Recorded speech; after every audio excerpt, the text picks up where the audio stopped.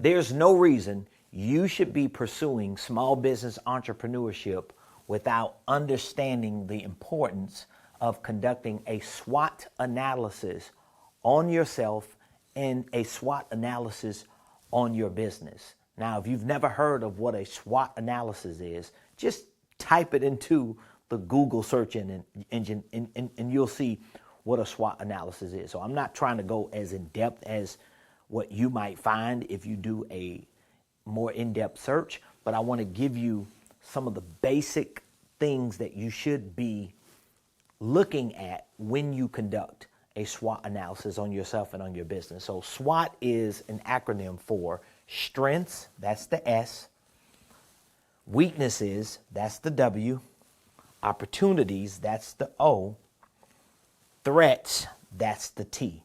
So when you conduct a SWOT analysis on yourself and even on your business, what you're doing is you're analyzing the strengths that you have or your business has, the weaknesses that you have or your business has, the opportunities you or your business has, and the threats you or your business has. Now, I literally encourage all of my clients that I work with who are small business entrepreneurs to conduct a SWOT analysis on themselves and on their businesses at least once a quarter, because so many things change for small business entrepreneurs within a 90-day window that you need to reassess, reanalyze, reset yourself and your business to ensure that you're continuing to move forward. Now, a part of the SWOT analysis that you don't see, for me, is really unlocking this thing called self-awareness.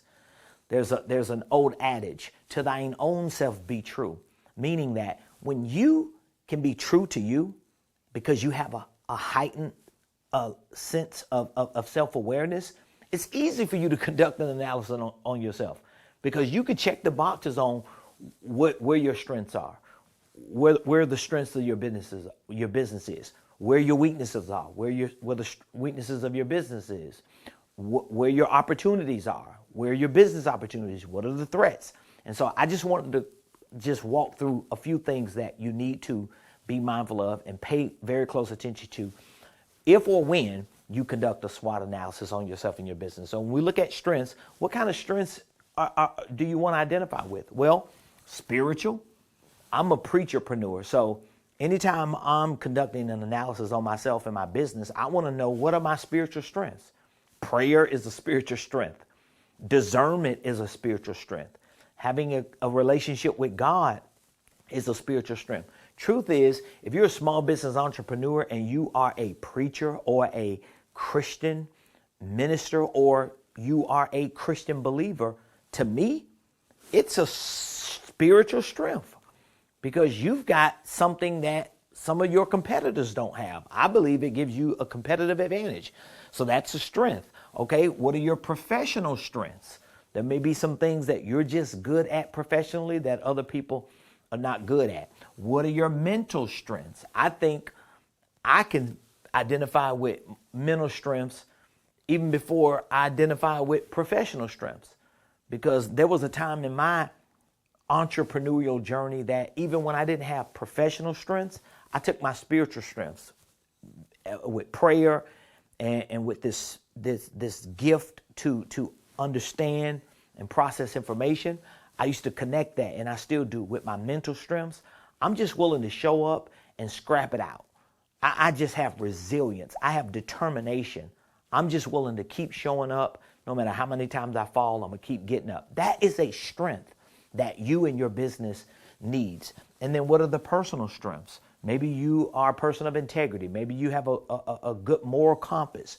Maybe you have relationships and you're not just a transactional person, but you're a relational person. So just take a look at what those strengths are. Now, I left this blank here because all of these really should be assessed or analyzed in light of your weaknesses. This is where self-awareness is. Most entrepreneurs fail this because they might be willing to talk about their strengths, but a lot of entrepreneurs and just individuals as a whole are not willing to talk about their what are your spiritual weaknesses?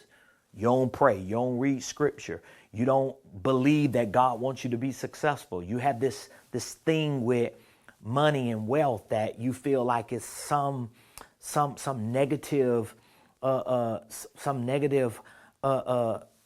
like strike against you with God, that's a weakness that you have spiritually. What are your professional weaknesses? Are you late? Are you a procrastinator? Professionally, mentally, are you weak-minded? Do you talk negative? Are you pessimistic? Do you worry a lot? Do you always see the bad and the negative in things? What are your personal weaknesses? You don't have credibility. You're not consistent.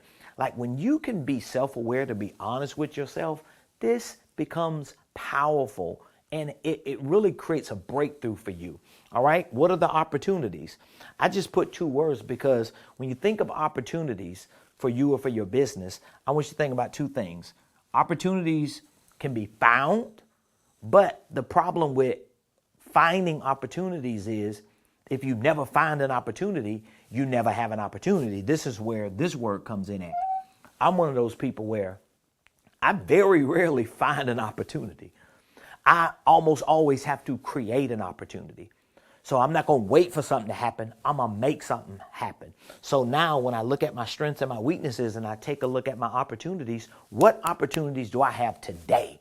Because somebody, you're watching this and you might be thinking, man, I got to wait till next month or until such and such get back with me, or when this happens or that happens. I'm not waiting for that.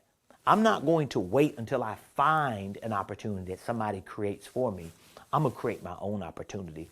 So analyze those opportunities. And last but not least, take a good look at your threats.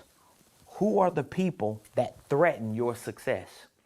And they might not be directly threatening, but your relationship with them is threatening your success because it could be threatening your credibility.